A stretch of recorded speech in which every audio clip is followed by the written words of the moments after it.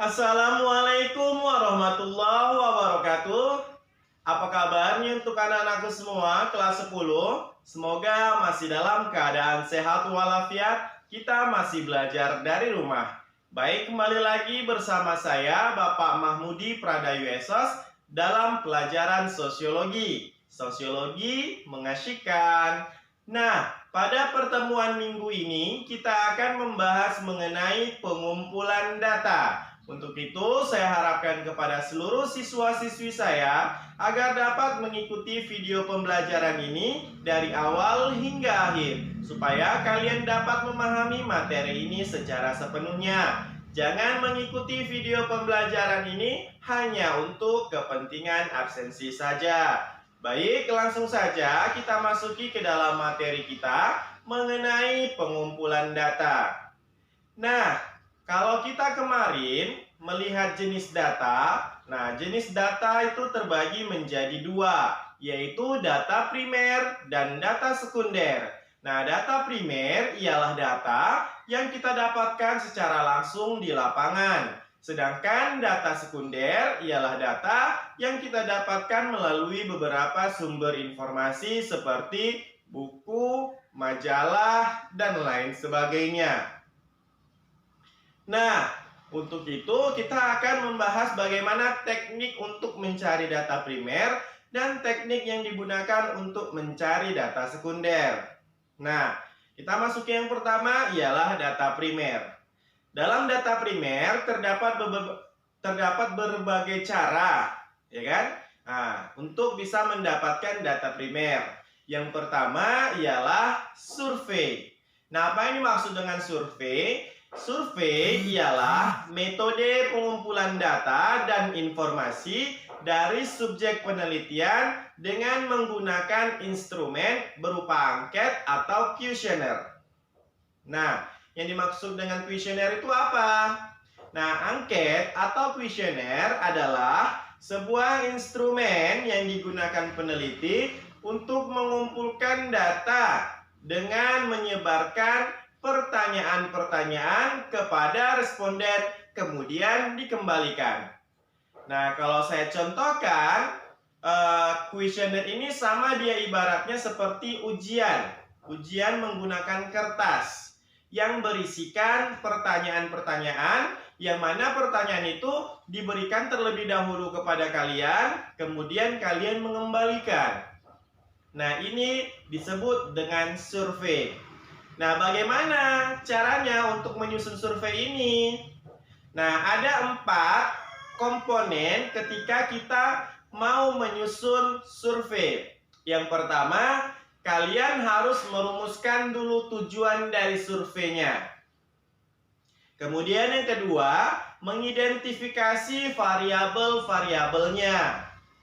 Nah, yang ketiga, tadi sudah kita identifikasi, kemudian kita menyebarkan variabelnya menjadi subvariabel.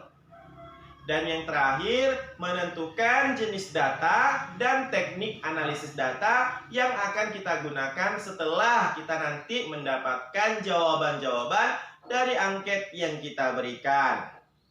Nah, kalau misalnya tadi udah kita bahas cara menyusunnya, nah sekarang dalam penyusunan angket, ada beberapa cara atau ada beberapa jenis angket. Nah, yang pertama ialah angket tertutup. Nah, apa ini maksud dengan angket tertutup? Angket tertutup ialah angket yang berisi jawaban yang sudah kita berikan. Maksudnya kita berikan itu sudah kita tentukan. Nah, saya contohkan. Bagaimana pandangan Anda tentang game online? Nah, saya memberi jawaban A bagus, B tidak. Nah, kalian tinggal memilih antara bagus dengan tidak. Nah, bagus dan tidak ini ialah jawaban yang sudah ditentukan oleh si peneliti. Nah, ini disebut dengan angket tertutup. Yang kedua ialah angket terbuka. Angket terbuka ialah angket yang jawabannya ditentukan sendiri oleh si respondennya. Jadi kalianlah yang menjawabnya. Tidak ada diberikan sama sekali jawaban oleh si peneliti. Oke, kemudian yang ketiga ialah angket semi terbuka. Nah, angket semi terbuka ini ialah angket yang jawabannya sebagian ini tertutup, sebagiannya terbuka. Nah, contohnya seperti apa? Misalnya, apakah pekerjaan Anda polisi, PNS, misalnya guru, petani, yang E ditulis lainnya, kemudian titik, titik, titik. Nah, lainnya titik, titik, titik ini semi terbuka. Nah, jadi kalau misalnya dia tadi tidak ada di barisan yang sudah ditentukan oleh si peneliti, berarti masuk di lainnya dan tulislah apa pekerjaannya. Dan yang terakhir ialah angket terbuka dan tertutup. Ialah gabungan antara angket yang jawabannya diberikan oleh peneliti dan dijawab sendiri oleh si responden. Saya contohkan, misalnya gini. Apakah game online bagus untuk anak? Jawabannya A, iya, B, tidak. Nah, ini tertutupnya. Terbukanya, berikan alasan. Nah, inilah yang disebut dengan angket terbuka dan tertutup. Nah, sudah ada terbukanya, sudah ada tertutupnya, kemudian terbukanya, si respondenlah yang langsung menjawabnya. Nah, itu merupakan cara yang pertama, yaitu survei. Cara yang kedua yaitu wawancara. Nah, apa yang dimaksud dengan wawancara? Wawancara adalah metode pengumpulan data dalam bentuk komunikasi langsung antara peneliti dengan respondennya. Jadi dia langsung bertatap muka antara peneliti dengan respondennya. Nah, kemudian dalam melakukan wawancara terdapat dua jenis wawancara. Yang pertama ialah wawancara tidak terstruktur. Nah, maksudnya gimana? Wawancara ini dilakukan secara langsung yang hanya sekedar garis besar, kemudian otomatis dalam pikiran si peneliti meneruskan jawaban-jawaban, meneruskan pertanyaan-pertanyaannya. Misalnya nih, saya tanyakan, bagaimana pendapat Bapak menurut game online ini? Kemudian Bapak dibilang, ya sangat tidak bagus, karena ini sangat meresahkan kami. Lalu bagaimana tindakan Bapak? Ketika Bapak mengatakan ini tidak bagus, tapi Bapak masih memberikan ini anak-anak kita gadget misalnya gitu. Nah, ini pertanyaan yang seterusnya ini ialah pertanyaan tidak langsung, tidak terstruktur. Ini muncul ketika mendengarkan jawaban-jawaban dari si penelitinya, dari si respondennya tadi. Nah, inilah yang disebut dengan wawancara yang tidak terstruktur. Yang kedua ialah wawancara yang terstruktur. Nah, wawancara yang terstruktur ini seperti wawancara yang sering kalian buat. Kalian sudah membuat dulu jenis pertanyaannya. Kemudian dijawab sama Bapak itu. Pak, apakah Bapak suka anak Bapak bermain game online? Tidak. Baru masuk pertanyaan kedua. Kalau Bapak tidak suka, kenapa Bapak memberikan ini? Ya karena ini. Masuk pertanyaan ketiga yang sudah kalian tulis. Nah, itu dia. Itu disebut dengan wawancara terstruktur. Kalian sudah menemukan dulu pertanyaan-pertanyaannya, kemudian langsung kalian tanyakan kepada orangnya. Nah, ini merupakan jenis wawancara. Nah, dalam wawancara itu nggak selamanya berhasil, nah. Terdapat beberapa faktor yang mempengaruhi wawancara. Yang pertama, kita sendiri sebagai pewawancara. Kalau kita dalam berkomunikasinya kurang baik, bagaimana bisa menemukan jawaban-jawaban yang baik dari responden kita? Ya kan? Nah, kemudian yang kedua ialah responden itu sendiri. Nah, terkadang responden ini nggak sesuai dengan yang kita inginkan. Ada yang menyeleneh dan sebagainya.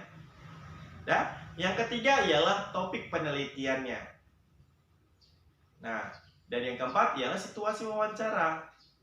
Jadi nggak mungkin kita melakukan wawancara pada malam hari, tengah malam misalnya gitu. Jadi kita harus mengetahui dulu situasi wawancara yang baik untuk melakukan wawancara itu kapan. Oke, nah inilah faktor-faktor yang mempengaruhi wawancara. Nah, kita sebagai pewawancara juga harus memiliki etika. Nah, sikap yang harus dimiliki oleh seorang pewawancara, kita itu harus netral. Nggak boleh berat sebelah, nggak boleh pilih kasih. Kemudian kita juga harus ramah. Kita adil, kemudian kita hindari yang namanya tegangan atau perdebatan. Nah, itulah etika-etika kita atau sikap-sikap kita dalam melakukan wawancara. Nah, ini merupakan teknik yang kedua atau cara yang kedua. Cara yang ketiga ialah observasi.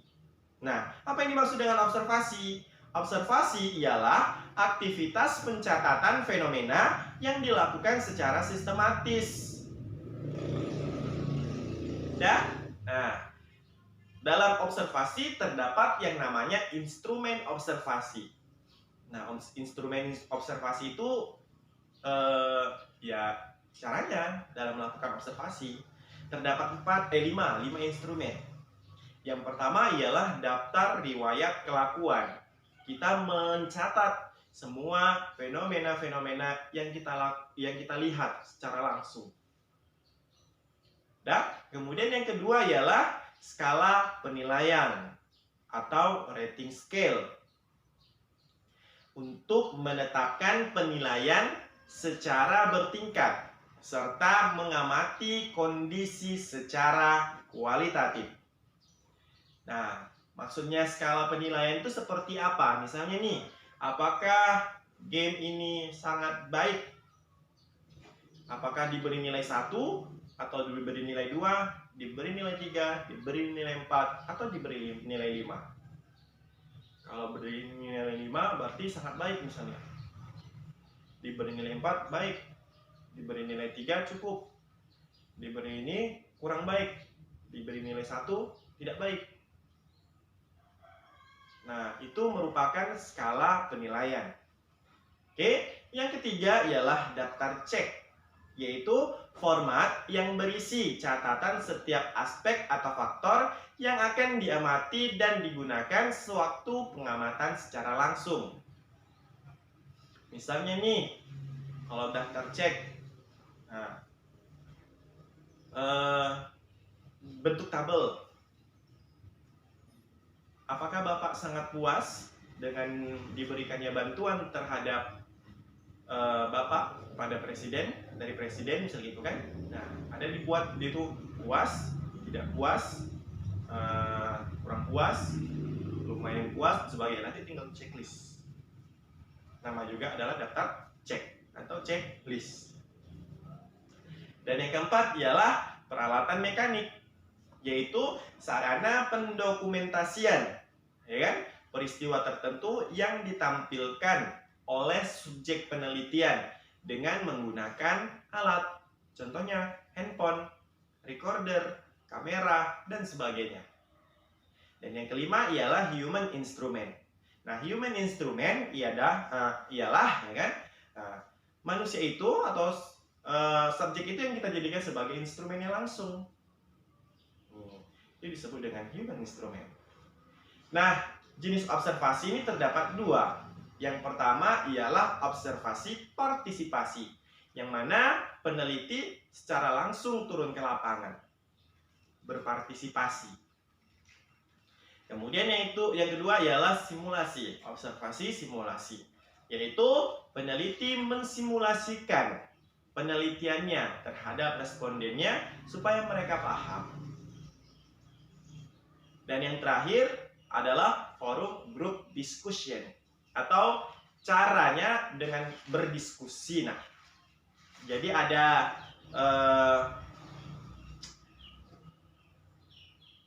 survei, kemudian ada wawancara, ada observasi, ada forum group discussion. Ini 4 cara dalam data primer. Nah, yang kemudian yang kedua adalah data sekunder. Nah, data sekunder tadi apa? Data yang dilakukan atau data yang didapatkan berdasarkan, misalnya ini tadi buku, internet, jurnal, dan sebagainya. Dia tidak didapatkan secara langsung. Nah, dari data sekunder ini hanya ada satu caranya, yaitu studi keperpustakaan. Apa yang dimaksud dengan studi keperpustakaan? Yaitu kegiatan pengumpulan data dan informasi yang memuat berbagai ragam kajian teori yang sangat dibutuhkan oleh peneliti. Nah, supaya dia dapat, ya kan, ragam kajian teorinya, dia menggunakan berbagai sumber. Baik itu jurnal, baik itu buku, baik itu dalam Wikipedia, dan sebagainya. Nah, ini informasinya nggak bisa didapatkan secara langsung, melainkan dia membutuhkan berbagai alat bantuannya. Nah, cukup sekian pembahasan kita pada hari ini mengenai pengumpulan data. Saya akhiri. Assalamualaikum warahmatullahi wabarakatuh.